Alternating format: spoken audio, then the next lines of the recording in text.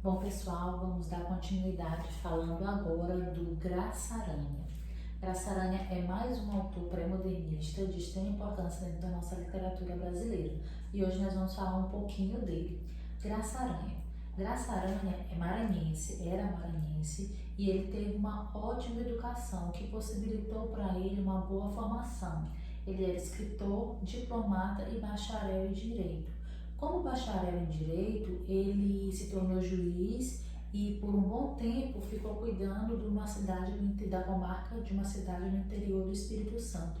E como bacharel, isso deu a ele a oportunidade de viajar o mundo todo e conhecer vários países e várias culturas. Enquanto ele esteve atuando como juiz no interior do Espírito Santo, ele conseguiu a vivência, a convivência com aquela localidade para conseguir dados e subsídios para escrever a obra dele mais importante que a gente vai falar lá na frente, que é Canaã. Bom, o que a gente tem que ressaltar sobre o Graça Aranha, além dessa formação? Graça Aranha, dos pré-modernistas, ele vai ser aquele que vai atuar de forma mais forte, mais evidente no movimento seguinte, que é o chamado modernismo. O Graça Aranha ele foi um incentivador do modernismo, ele participou da Semana de Arte Moderna de 1922, inclusive ele foi o autor que fez o texto de abertura, que fez a fala inicial da Semana de Arte Moderna. Ele foi um dos fundadores e membros da Academia Brasileira de Letras, mas por conta desse apoio ao modernismo, ele abandonou, ele deixou a academia. Depois de algum tempo foi convidado para voltar, mas ele não quis, porque ele fez um artigo, um texto, dizendo por que ele achava que a literatura brasileira tinha que ser renovada, tinha que ser moderna, e o texto dele não foi atendido, as pessoas não deram atenção, os membros da academia, e por isso, por conta dessa ideia conservadora e tradicional ainda avessa ao moderno, ele decidiu sair da Academia Brasileira de Letras. Ele tem algumas obras e dentre elas a mais importante do pré-modernismo se chama Canaã. Nós vamos falar um pouquinho dela.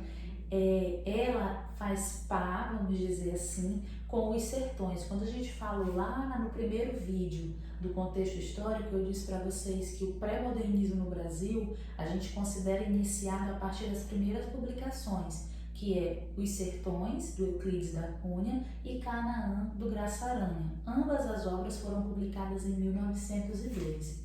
Fora essa obra Canaã, ele tem várias outras, mas eu te coloquei aqui no quadro para vocês Balas Arte, que é uma obra que foi feita, né, principalmente para o teatro, para ser encenada, e eu coloquei Estética da Vida, que ele fez em 1921. Foi muito elogiada essa Estética da Vida, mas também recebeu muitas críticas. Vamos dar um enfoque para Canaã. Canaã, o nome já é bem sugestivo.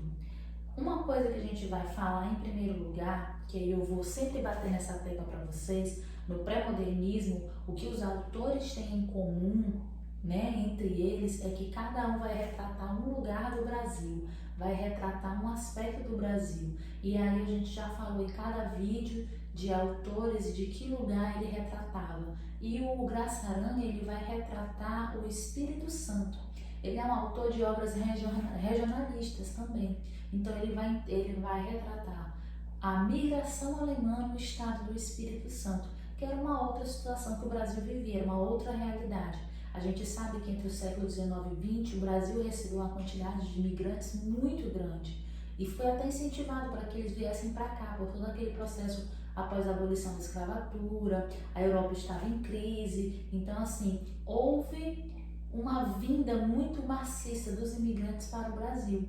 E aí o Graça Aranha vai falar dos imigrantes alemães lá no estado do Espírito Santo.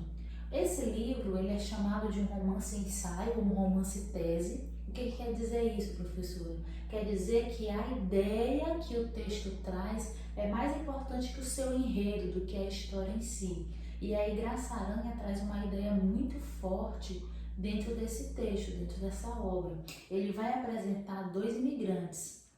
E aqui a gente pode até pensar assim, o bem e o mal, ele vai fazer uma metáfora. Eu tenho o Milkau e o Lentz. O Milkau seria aquela expressão do bom e o Lentz seria aquela expressão do mal, mas eu vou dar mais características de cada um deles para você conseguir perceber.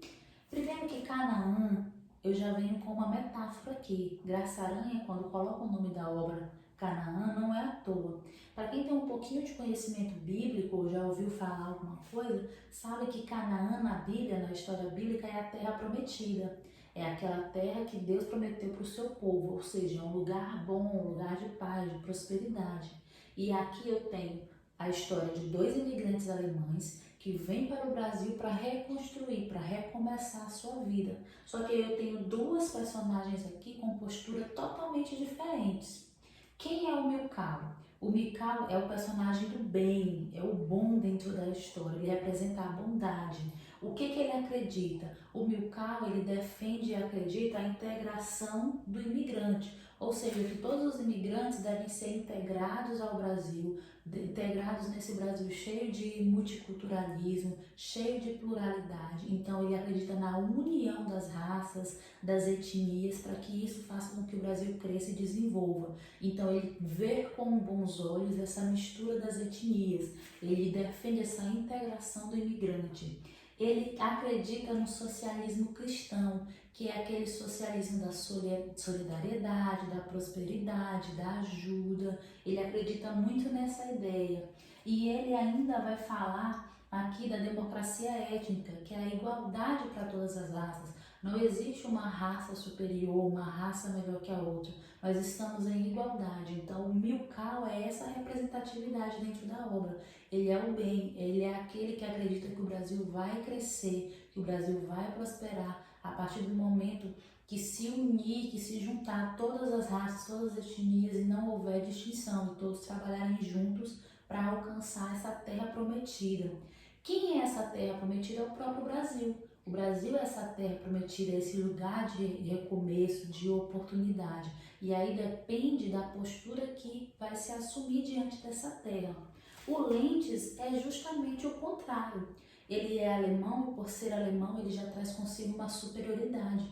Ele se acha melhor do que os outros, ele acredita naquela ideia da raça ariana, da raça pura, de uma raça melhor.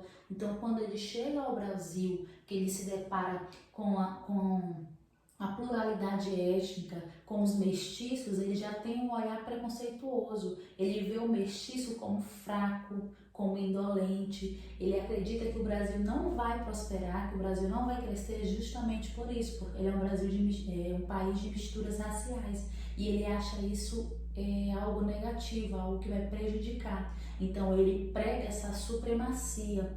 E aí a gente sabe que aqui ele vai trazer com ele uma ideia eugenista, que é aquela ideia de supremacia de raça, da raça branca ser superior.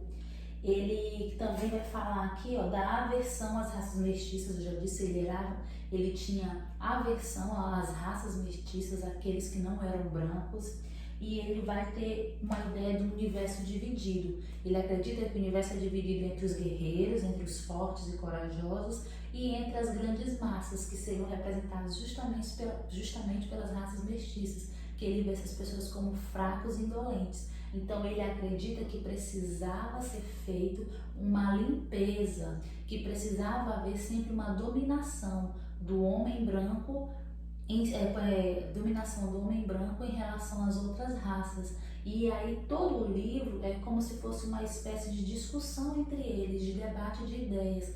Qual é a ideia que vai prosperar, que vai ser comprovada? E aí vão acontecendo várias situações dentro da obra e no final a gente percebe que a ideia que prospera, que a ideia que ganha força, que se comprova dentro da obra, é justamente a ideia do Milcao, essa ideia de harmonia, de união. E aí dentro do livro vai ter todo um conflito. O Milcao conhece uma moça chamada Maria, que trabalha numa casa e ela fica grávida do filho do patrão. E ele some, a abandona e ela acaba sendo muito humilhada, muito explorada pela família do rapaz. E ela tem um bebê no meio da floresta. E ela fica muito fraca, muito abalada e ela não consegue pegar o bebê, segurar o bebê. E tem por ali por perto uma manada de porcos, né? E aí os porcos vão e comem a criança, comem o bebê. passa uma moça por lá e vê aquela situação, vê a criança morta e sai espalhando, gritando que ela assassinou, que ela matou o seu filho. E isso vai fazer com que ela seja presa. E o Mikau é aquele redentor, é aquela ajuda, é aquele apoio, é ele que acredita na Maria e que vai fazer de tudo para tirá-la da cadeia e para sumir com ela para outro lugar. E aí, dentro da obra, eles vão para Canaã. Eles procuram ir para um lugar melhor e eles conseguem fugir para recomeçar a sua vida. Então a gente tem aqui a ideia da terra prometida, do lugar de recomeço, do lugar de amor, de harmonia, do lugar de prosperidade. O Graça Aranha é muito bom analisar dentro da obra dele, que ele traz aqui nessa obra características do realismo e características do simbolismo. E dentro, principalmente da obra dele, a gente percebe uma forte influência do cientificismo, que é uma das correntes, né, que influenciam nesse período. Então, tem uma questão do cientificismo muito forte aqui dentro da obra dele.